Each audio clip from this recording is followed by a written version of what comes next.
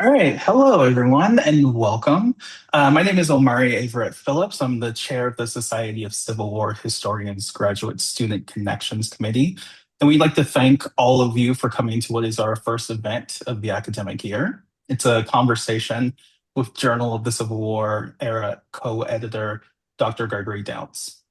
We have what is sure to be a great conversation on articles, publishing, and writing writ large ahead of us. But before we dive in, however, we'd like to just make you aware of a few of the events coming up that might be of interest to graduate students and the larger community that's actually gathered here today. So on March 11th so I'm just going to drop this into the chat for everyone here. On March 11th at 11 p.m. Eastern Time, the Graduate Students Connection Committee will partner with the SHA, the Southern Historical Association's graduate committee, to host a virtual book talk with Dr. Robert Bland on his new work, Requiem for Reconstruction. And on Friday, June 19th, at the biennial conference in Richmond, the Society of Civil War Historians will be hosting a professional development luncheon entitled Publishing Your First Article from 12 to 1:15. The event will feature Robert Bland, Graham Dozer, and Matthew Stanley. And I'll turn it over to David Kay, another member of the committee here, for another announcement about what we're doing at the conference as well.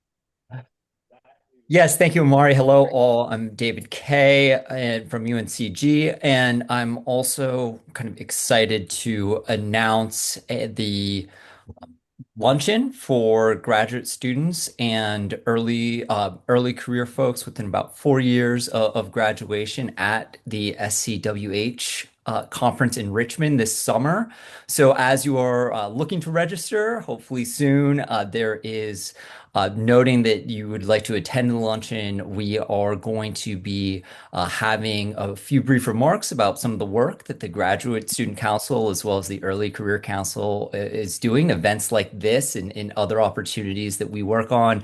We're going to have thematic tables that are hosted by members of the respective councils that are around certain themes that are important to graduate students. So themes like clearing the different stages of a dissertation process, writing and publishing, teaching practice, and even things like kind of family experience in graduate school, and also just how to perhaps make the SCWH experience better for y'all. So we're going to have catered lunch, thematic tables, and then we'll close out with a Q&A. So really looking forward to this event when we're all gathered together in person, hopefully in Richmond. And we, as you are registering, please kind of note and register for that event, and we'll really look forward to having you. Thank you, David. We're looking forward to that. All right, so let's get started. So our guest today, of course, is Professor Gregory P. Downs. Dr. Downs studies the political and cultural history of the United States in the 19th and early 20th centuries. Particularly, he investigates the transformative impact of the Civil War, the end of slavery, and the role of military force in establishing new meanings of freedom. He is the author of 2 monographs and 1 book of essays on Reconstruction and mapping occupation, an interactive digital history of the U.S. Army's occupation of the South. He is also a co-editor of a scholarly volume on the post-Civil War world. He's also the co-editor with the late Anthony Kay of a scholarly biography of the enslaved rebel Nat Turner. As a public historian, Dr. Downs co-wrote the National Park Service's theme study on Reconstruction and helped edit the Park Service's handbook on Reconstruction. His efforts have been highlighted in The Atlantic and the New York Times. Dr. Downs is increasingly interested in the relationship between the US Civil War and concurrent crises in Central America and Spain. His article, The Mexicanization of American Politics, the United States' Transnational Path from the Civil War to Stabilization, appeared in the American Historical Review in 2012. In 2016, Dr. Downs delivered the Rose Lectures at Penn State University's Richard Civil War Era Center on the US Civil War as part of an international revolutionary wave that ran from Spain and Cuba in the 1950s throughout the US and Mexico in the late 1850s, 1860s, and back to Spain and Cuba in the late 1860s and 1870s. Those lectures formed the basis of his most recent book. In 2018, he was elected to the Society of American Historians and given UC Davis's Distinguished Scholarly Public Service Award. He is also the author of a prize-winning collection of short stories, co-editor of the Journal of the Civil War Era, and a diehard Cincinnati Reds fan. Ha! Dr. Downs, thank you for being with us today. Thanks so much. I don't think that's on the official bio, but I, pain I can might be have taken absorbed a in a typical. multitude of ways. No, I'm really excited to be here and appreciate you all's work in putting all of these together. And shout out to Rob. His book is fantastic, and so that event, March 11th, will be great. It's truly a fantastic book that we've been also excited to see come out. So yeah, I'm really excited to be here and to help demystify the process. I know we've got some questions here, and I'm looking forward to helping people, think through, take some of the mystery and potential fear out of submissions. We thank you for that. So I'd like to start here. So I'll speak for myself, though others might agree with this sentiment as well. As an advanced graduate student, I definitely feel the pressure to publish a journal article so that I can be competitive on the job market. And while that's certainly important for my future career prospects, I think it in some ways loses sight of the important function of a journal article. So I wonder Yeah. if you could let us know what's your philosophy on the importance of journal articles to knowledge production, the overall project of history, and the profession itself? Yeah, that's a great question, and it's a good way of centering it. That fundamentally, it does serve key roles for people often, and especially in the early stage of their career when people are not going to have books fully developed. And there's no question that the people who submit the most articles in history, unlike other disciplines, are younger scholars, right? We are in a book discipline, and increasingly over their careers, people focus more and more on the production of books. But the reason journal articles exist are for scholars to really advance the scope of knowledge in conversations that are only possible with other scholars because the depth of knowledge required and the need to go into deeply specific claims and the rigor of the historiography make them, by and large, relatively inaccessible to non-specialists. In books, we all try and write, for our, specialists and also for others. And inevitably, that comes with a cost sometimes people don't take into account, right? That you have to explain things, that don't need explaining to a specialist in order to reach a non-specialist. In the process of that, sometimes people lose their ability to also say what the new finding is in a book. The article is really your chance to do that. So Daryl Scott, who was, for years head of a major scholarly organization, and engaged in their journal and so on, used to say that his advice to grad students at times would be, this part of your dissertation really belongs in an article because it will overwhelm the book, but it needs to be known, right? Other people, other scholars need to know it. And I find that, very honorable. It reminds us that our goal in intellectual life is to be part of a social field of the production of knowledge, right?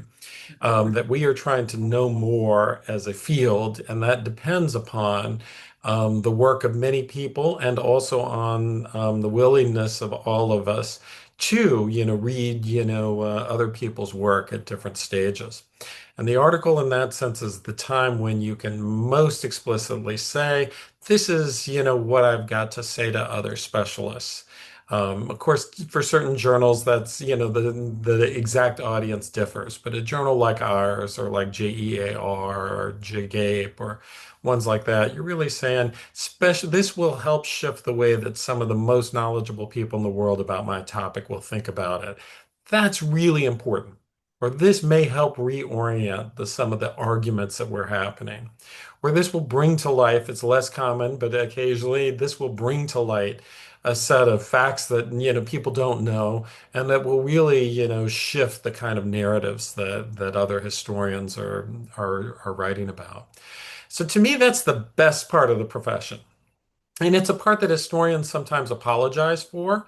Chemists don't, they're not like, oh, well, only, X number of people can figure out my article, right? They understand that part of being an intellectual is a production of knowledge that is really moved toward other intellectuals. And historians sometimes lose sight of that or apologize for it. And I think it's something that we should celebrate as one among the things that we do. Obviously, we want to bring knowledge to broader worlds too.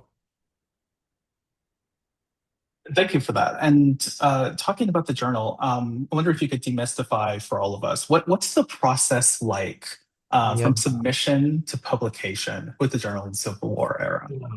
And I'll answer concretely for us, and there are some minor differences journal to journal, sometimes some major ones, but I think generically, I think a lot of this will be applicable. We receive a submission. We use a submission management software. It's about to change, which will be, hopefully good and not disastrous the way that many technology changes are at the start. But and now almost every journal does this. Uses those kind of management software. You put in, a brief cover letter. Doesn't have to be lengthy. You submit the article, the abstract which is something sometimes people forget. It goes then to our editorial assistant. And the editorial assistant does a quick, read through and writes a summary. And this is meant to help us get oriented into it. And it often includes a recommendation. Then Kate and I, as co-editors, one of us will take lead on doing the first read through. What we're doing in this read through is asking ourselves, do we think this article is ready to go to readers? We're not in this moment asking, should it be accepted? And that's a crucial point, and one that I think sometimes surprises people. They're like, well, don't you automatically send to readers? No, there are some articles that, there's just no way that this will happen, right?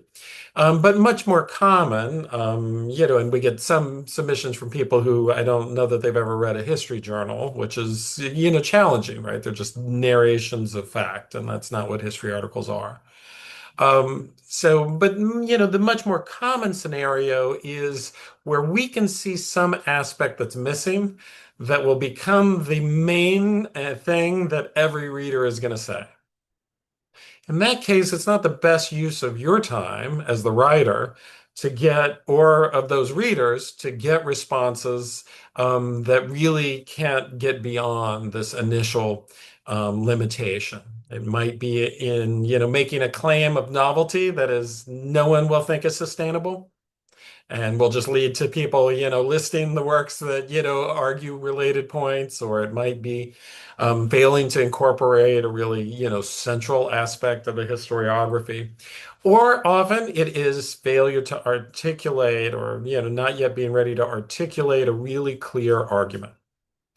And so we will in those cases, then we will write back with some guidance on what we think needs to be done for the piece to go to readers. And many times people take us up on it. They're not required to. And most of the time when they do, then it does go to readers. And I think most of those times it is positive because the readers are still going to respond with critical feedback, but not on this one glaring thing. In fact, they're going to give more useful responses because it's what do you do with something that's already reached a level where they can see what it's doing and how to move it up to the higher level. So that's one way that we can respond.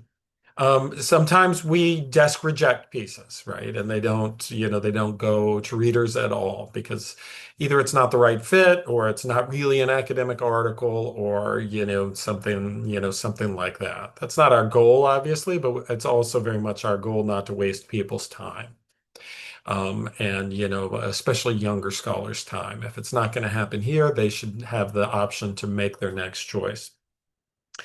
Once a piece goes to readers, then that takes, 8 weeks, sometimes 10, sometimes a little longer. This is very frustrating for a writer because you want to know, and also it's probably not that surprising if you think about, we're often sending to people at the start of their own teaching semesters. Takes a significant amount of time, often multiple readings for experts to really get a sense of what the article is doing and how to improve it. And and then we get reports from them. The reports are recommendations. We're not obligated to them, but they recommend one among several outcomes. Occasionally they'll say reject. I don't see a pathway for this. That's less common in part because of the screening that we've done before. And, we're only sending things that we think there's a pathway for. But sometimes, when you send it to the real close area specialists, they can say, actually, this is too duplicative of this other work, and it's going to not be able to cross the threshold of an original argument. But most commonly, they say revise and resubmit. And these will then include, significant changes where they see the potential but suggest significant changes. There's also a category called accept with revisions. This means I would tinker with these things a little bit, but it's working. And it's don't quite publish it as is, but here's some relatively cosmetic type changes or an additional thing to add to what's already a more than respectable historiographic section or something. And there's accept, but almost we're scholars, we're trained to be critical. Almost nobody is just like, don't change a word, right? It is very common to get three quite different reviews. Sometimes writers act surprised by this or even exasperated. And I have to say that response kind of puzzles me. I think if you had three people around a seminar table, they would have different responses, even if they were completely, sincere and coming from a position of trying to be helpful. So I don't really understand, people's surprise. It's not the reviewers are giving you they are taking time from their own work to give you their best guidance on how they think you should make the article you've designed better. And I think it's important to keep that in mind. Of course, there's human divergence. Occasionally, there are mean reviewers, but we've done this. This will be our, 6.5 years. To my mind, there might be one, in that time period that actually seemed, and it wasn't personal. It was just very clear the scholar did not admire this article. I'll say it like that, right? And they went to great lengths to say so, at which point there's probably a diminishing returns aspect from both sides. But, of the many dozens of other reviews, more than that, there are critical ones, but all of them been in the service of trying to make the article better. At this point, I'll put my little plug in. There are some people who jump on, to dunk online to jump on reviewer number two. And I have to say, I wince when I see it because my immediate reaction is this person doesn't understand the profession. And, there are things that people say out loud that are unprofessional. That's different. But I mean, this person, like, it literally betrays a misunderstanding of the profession. These are people, busy people, who are spending an enormous amount of time for nothing to try and make your article better. If, I think it is a much more appropriate response to quell the piece that we all have of, defensiveness, and instead to say, try and sort of, sustain a, gratitude even for critical readers' reports. They are writing something only to you, not in a book review or a blog post or whatever. No one sees it except for you and us to make your piece better. And I just think it's unbecoming of scholars to treat that voluntary donation of time for their benefit in that kind of way. And that doesn't mean I've liked every review I've ever received, and you don't have to like them. But to really enter them into that spirit. At that point, we will include, assuming that it's revise and resubmit, we will then write a cover letter that explains what we think are the crucial pieces to take from these different reviews. And will notice that, we will sum up some commonalities. All three say the historiography, is lacking in this area. Occasionally, we will, capture differences, this one sees, reviewer A suggests this, reviewer B suggests that. We find reviewer B's suggestion more compelling in light of your goals of this article or something. Occasionally, we will name parts of the reviews that we think might not be plausible or helpful. Well-intentioned, but not, right? Reviewer C suggests this. We think that may well lead to an entirely different article. And while it's an interesting question, it's not necessary here. And then there will be pieces of their reviews that we don't talk about at all. And sometimes that omission tells you something. At minimum, it tells you something about how important that suggestion is to us. And so use those letters. Any good journal should do something similar with a piece that's getting a revise and resubmit. And use those letters really as a guidepost. It's the editor in the end you have to convince. And they're giving you their take on what to take from these from these reviews.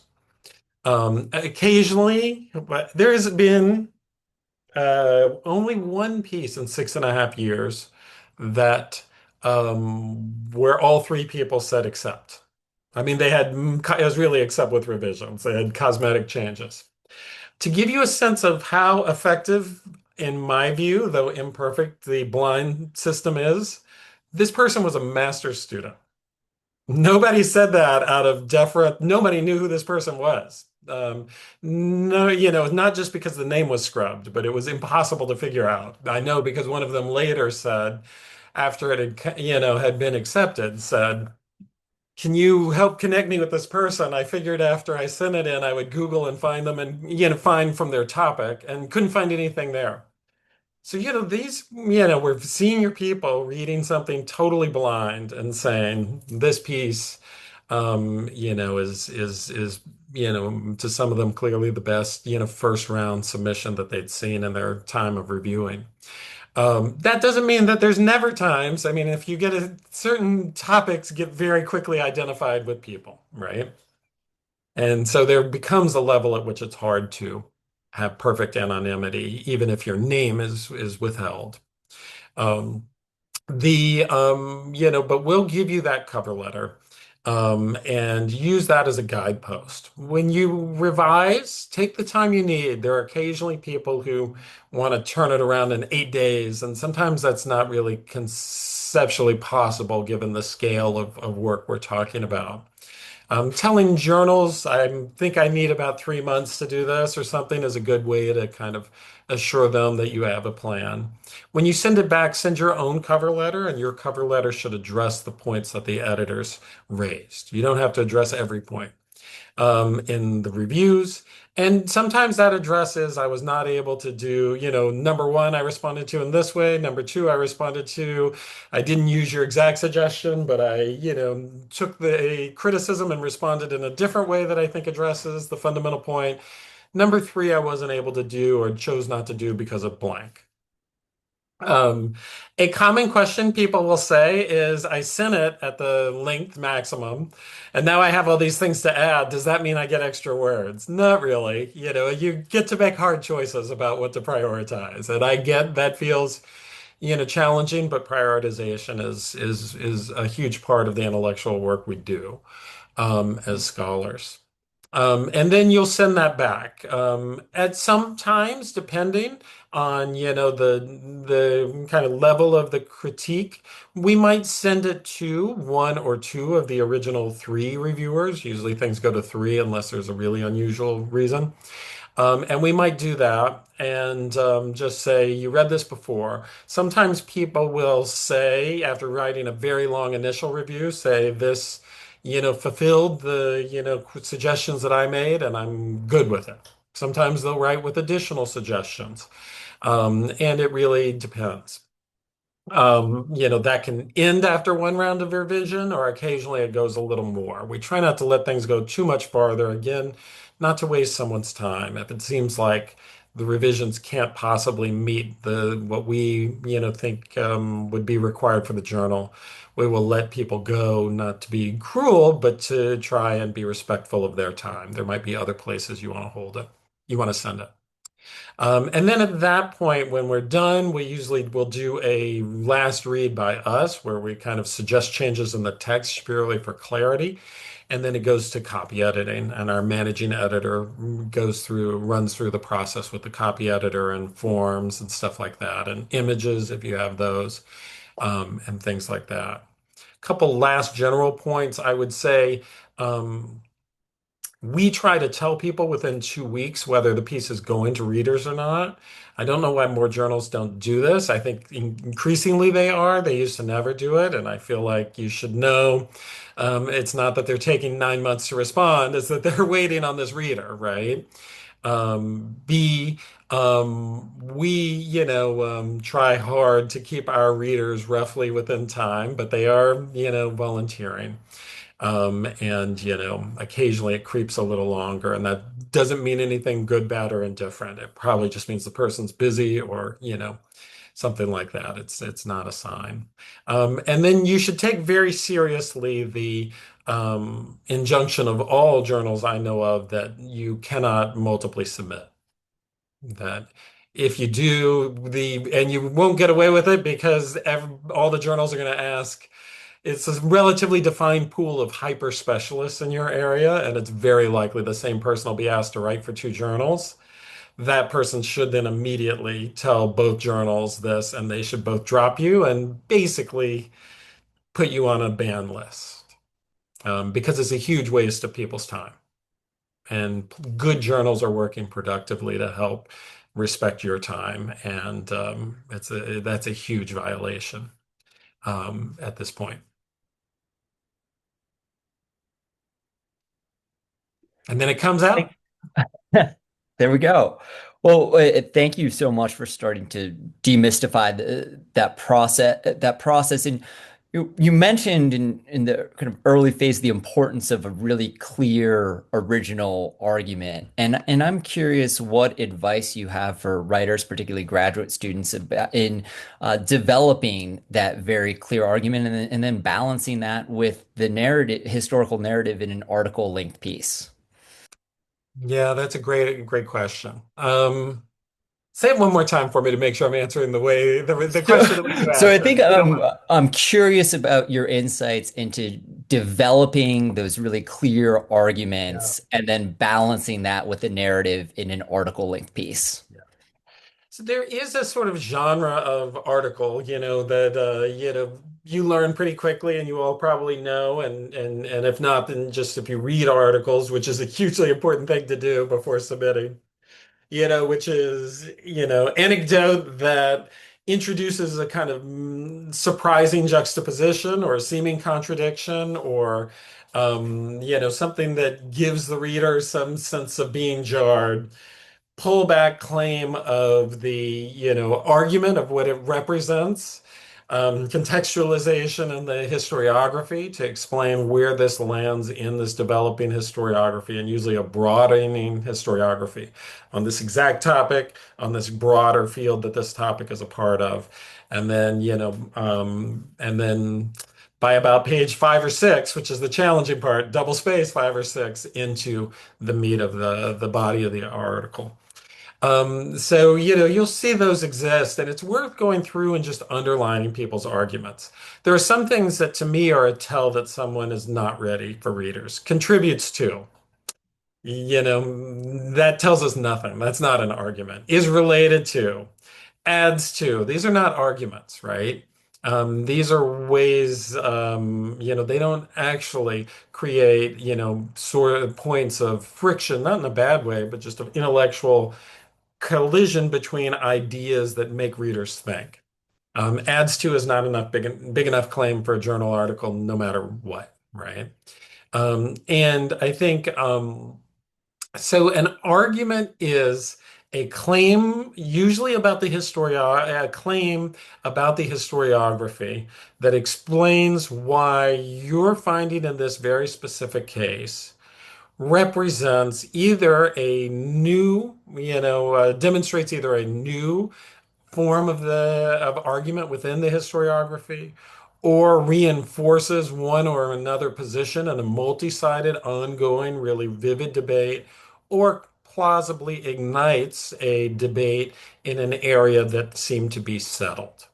So it's a claim of importance and significance. That the first argument you make is that your argument is significant. That doesn't mean it has to cure cancer, and it doesn't mean it has to change why the Civil War happened.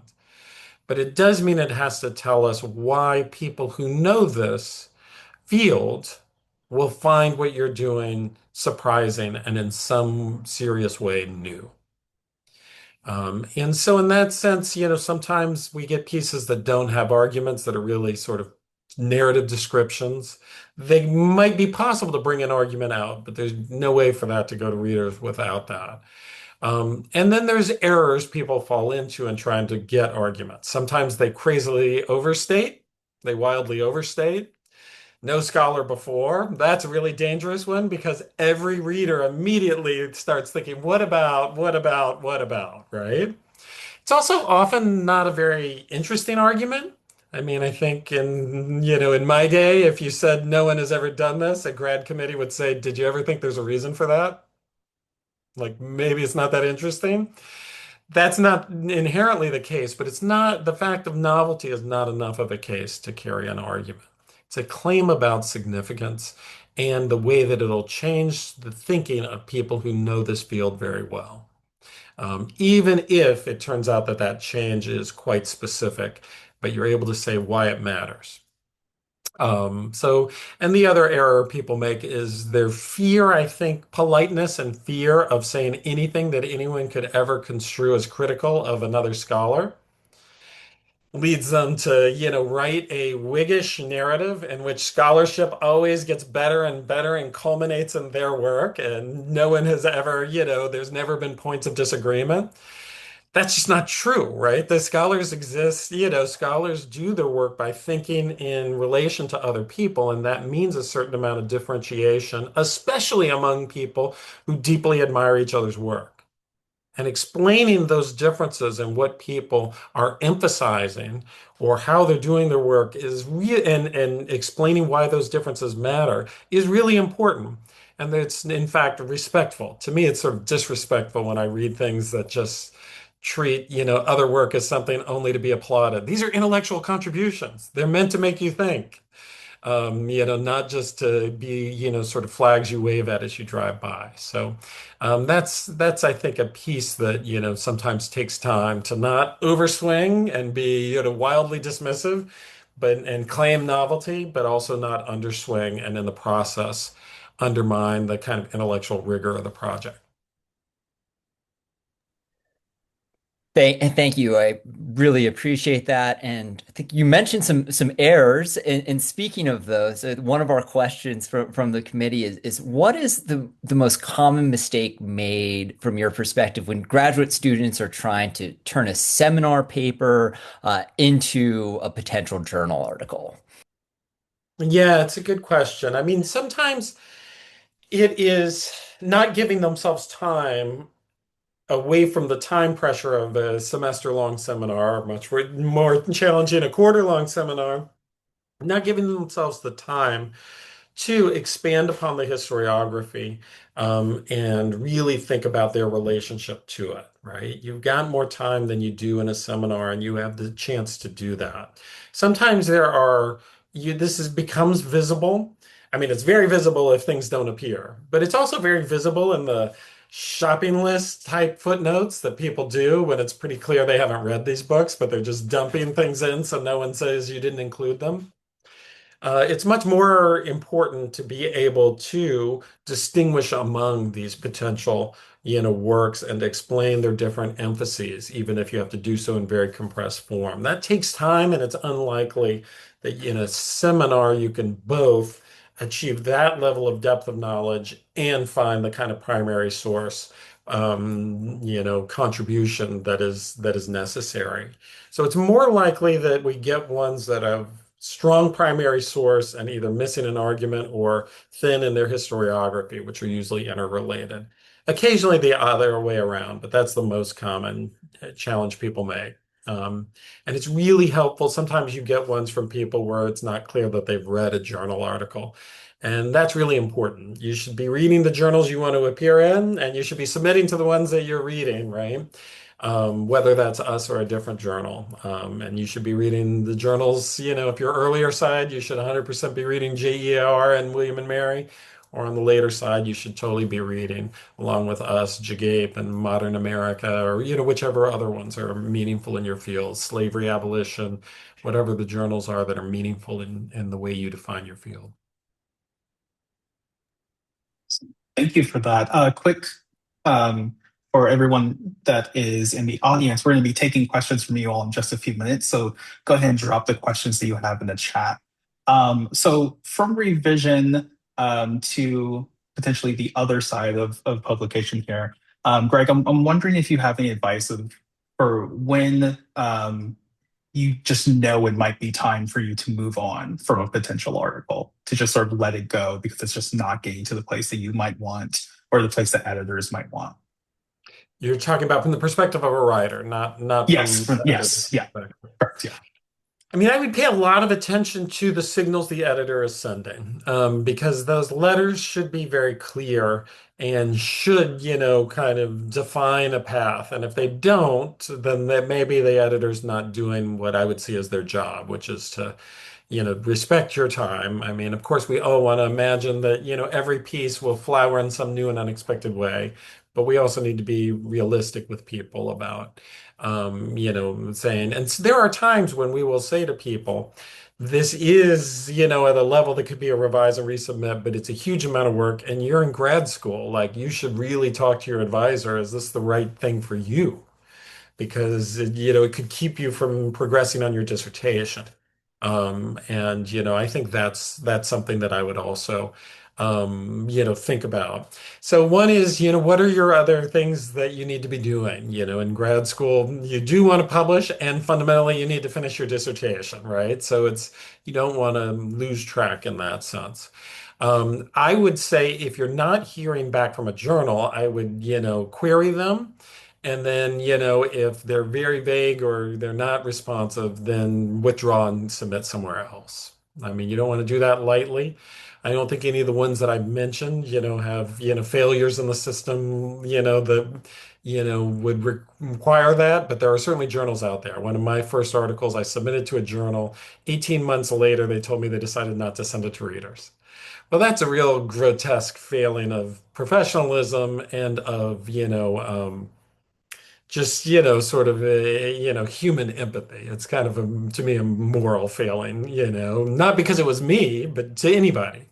If there's a journal or you hear things like that, I don't mind saying, in those days it was American Quarterly, which was comically poorly run despite being a very reputable publication. I think they now have, are run better. But I would absolutely ask people 5 years, not 25 years out of you, but 5 years ahead of you in their career, or like any journals you should watch out for, not in terms of getting a hard review, but not being responsive. The harder question is the one you posed, which is not when to move on from one journal, but when to say this may never be an article. That's painful because you put a lot of time in. It's, I mean, if you're getting serious responses, then you probably do have the core of an article in there. It's just, is it worth it for you and your time? There are usually, if people don't see any pathway, the reviewers will be pretty clear that they don't see any way that this can bring novelty to a already deeply established line of questioning. But usually that's where, advice from others can be helpful of just this is not never going to come together. But that's rare on the whole. And sometimes it just belongs in a different journal, which is okay. They're good too. I'm glad they exist, and Thank you for that. That actually perfectly segues into the first question that we have here from the audience from Morgan. How should we select what journals to submit to? Is it yeah, better to submit to smaller journals for a better chance or more popular journals for a larger audience? yeah. Um, yeah, so I think the first thing is, read journals. And if you don't see anything you like in a journal, even if it sounds good, it's probably not the place that you want to be publishing. Second thing is talk to scholars you like and respect and ask them which ones they're reading, because that's fundamentally who you want to be reaching, right? And that's about your own self-definition of, do you primarily see yourself in a chronologically oriented field, even if, of course, the boundaries of chronology get vague, or in a thematic field, or in an entirely different, set of fields. Figuring out the journal that you want to be in there, right? And the people that you want to be reading you. If this is, you've got a claim and you're like, I really hope that people of US and the world are reading, then it might well be that diplomatic history is the right place for you, right? Even if it's also an article that could appear with us or a different chronological journal. On the other hand, if you're like, this is an international topic, but what I really want is specialists in the mid 19th century to read, then you'd be much more likely with the same piece to come toward us or some of our peer journals. So that's really the first question. What do you like, and what are the people? Second, I guess, is what are the people you respect reading, so that you'll be read by them. And then you go and you ask a very important strategic question, which is how, sort of high, should you shoot, and how do you balance, sort of impact of appearing, say, in the AHR or past and present, versus the sort of incredible slog that can be. And this, I think, it really, is a hard judgment call. One question is it's not only a question of quality, right? There are great articles that AHR will not publish because they don't think it speaks broadly enough into this, broad set of readers they have, right? With people who are specialists in medieval China or early modern, sub-Saharan Africa. And, they have to be able, those specialists have to be able to say, I can get something out of this article. That requires a very different kind of claim. It's unlikely just changing the historiography in your field can ever make it at that level because there are too many different fields. JAH, you could make it with an argument about how it fundamentally changes some crucial part of US history. But, it would need to be pretty broad. Um, so, it's those are, sort of crapshoots. I will say my process with AHR, it went to 7 readers. The second round went back to 4. The third round went back to 2. The fourth round went back to the reader who had liked it the most from the start. That's the other way editors are showing you. If they're sending it to the readers who hated it, they're looking for someone to say no, which they should just say no. But if they're sending to the readers who are most engaged, it's a sign that they want it to work. That probably took 18 months. My advisor said, give up, but I didn't. He was like, give up and just send it to JAH. This is, some of these reviews are, not helpful. And I stuck with it, but that was after I had published my first book. I would not recommend that lengthy a process for a grad student. That's just a lot of time to spend away. And it is almost like a book amount of work by the end to be in a place there. JH, a little less so. And, I do think, there's value in showing that you can publish in different areas in different ways, that you can speak to broad audiences. Also, it's sometimes wise for young scholars who are working in between fields to try and publish in both. Let's say that you both the times, let's say you're a mid 19th century person and you do urban history, right? So an article, in your early stages, probably in a place like us and a place like Journal of Urban History is a way of really signaling you're at this cross-pollination of fields. Um, And do ask people, are there places you've had good experiences with? Not where reviewers, tough, but, where they were communicative and professional. One downside and one reason it's okay to query is the use of management softwares means sometimes your email could literally, from the software, get thrown into the managing editor's spam folder. And that's horrible. That has happened to us once, but it's a nightmare. And we were so grateful when the person wrote to us because we were like, oh my God. So that is the fear. There's a lot of good things about the software, but as spam filters, increasingly shift occasionally, something can get lost. Thank you. And Elena asks, how do you turn a conference or a seminar paper into an article ready to be submitted to a journal? Yeah. So often it means expansion, right? Often it's that you've done a piece of, primary source digging, but you've got other areas that need to relate or that give a fuller picture or that that any specialist will point to. So it can't only be more primary source research because, but it often does involve more than you can do in that time period. Maybe it's a visit to archives, things like that. And sometimes it's about either clarifying your claim or making sure your claim reflects the historiography, right? Let's say that you've got both a historiographical claim and a methods claim. It'd be an amazing seminar paper if they both fully delivered, within the context of a one semester seminar. Usually people have to figure out a little more clearly how they relate, to either their historiographical claim or their methods claim. Methods claims are hard because this is a new way to do things. It's not an argument. It's either true or it's not true, but it's not an argument. This new way of doing things helps us change the way that we approach this question. And in these specific ways, that's an argument. And a lot of times people lose track of that and they underdevelop the significance claim of their methods claims. Speaking of historiography, I wonder if you have any advice for achieving the right amount of time spent discussing historiography in a potential journal article. This is so hard because, everything is, happening in a highly compressed space, right?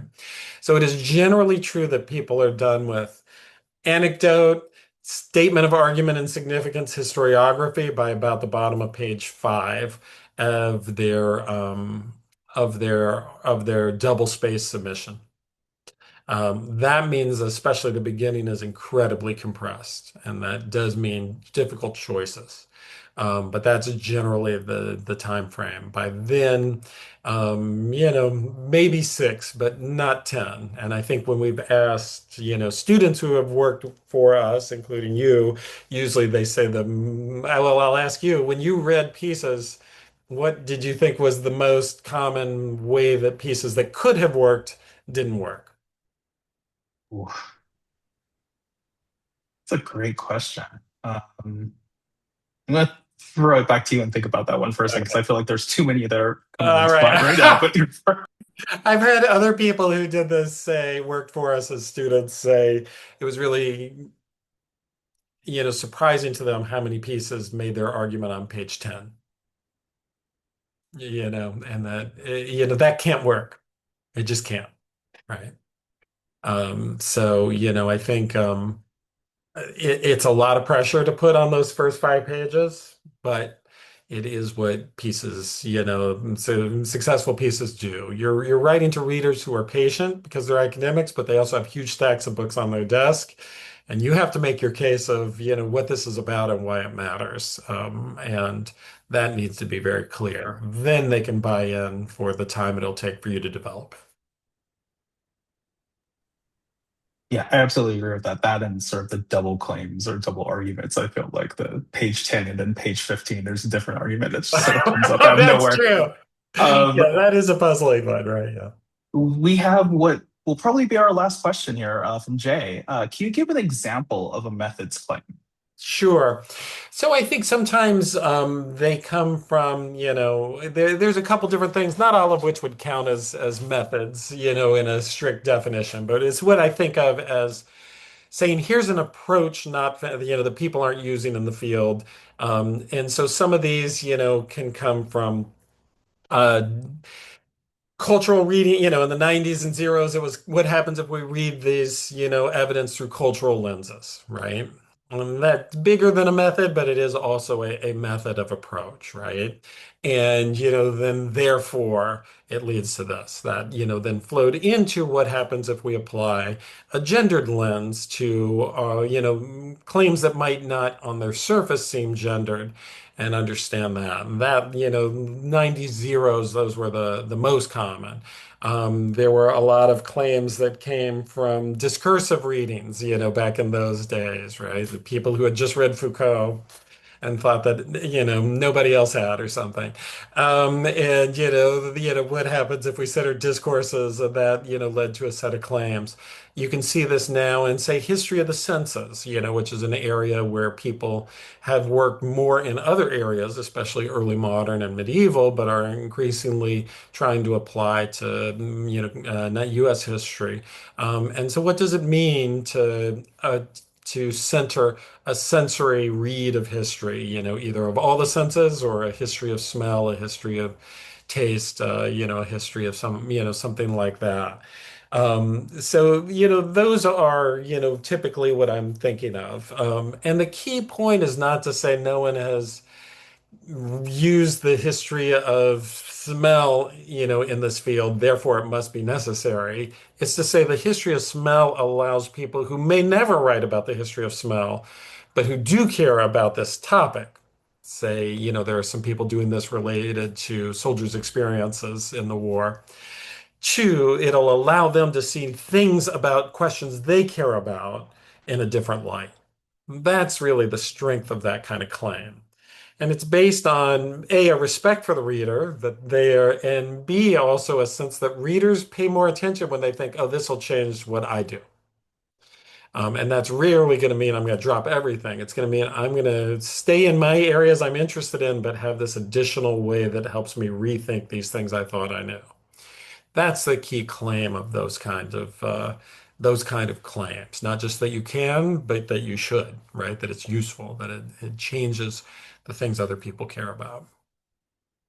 The last thing I meant to say at the start is, we are the Journal of the Civil War era, and that was a definite choice, now close to 20 years, more than 20 years ago when it was founded, that it is not the history solely of the war. It is a history of the time period, right? The middle of the 19th century. And it certainly can be, and military history topics are more than welcome. And also are topics rooted in social history, cultural history, all kinds of other things, including topics that really sit in the 1840s, 1850s, or really sit in the 1860s, 1870s. Figuring out exactly what is the moment, what's the overlap between us and, say, JEAR, is probably most challenging related to topics about, say, slavery, anti-slavery, 1830s, 1840s. That's probably literally you've got something that could go either way. There might be other topics that in that time period where they probably could only work for JEAR, but if it spoke to these central issues of Civil War era historiography, then you could imagine that. But more of ours are kind of 1840s, mid 1840s to when does Reconstruction end? To whatever they're defining. Then it really, in terms of how deep it goes and how much it overlaps with Jagape, really probably turns a lot on its relation, your claim's relationship to Reconstruction. Because anything about Reconstruction is in our bailiwick, but that doesn't mean that everything that happens, until, whatever year you think it ended, inherently would fit. It's about its relationship to this central topic. And occasionally we do write pieces about the memory of that. We do run pieces about the memory of that time period. So there are pieces set purely in the 20th century about memory of slavery or memory of Civil War and Reconstruction that absolutely can fit. but not typically pieces that are about the 20th century per se, or even the 1890s per se. Dr. Downs, thank you so much. You've been very generous with your time, and you've helped to demystify, I think, much of this process. So thank you so much. I want to thank also the audience for being here. I hope to see you all at our next event. Thank you all so much, and take care. Thank you.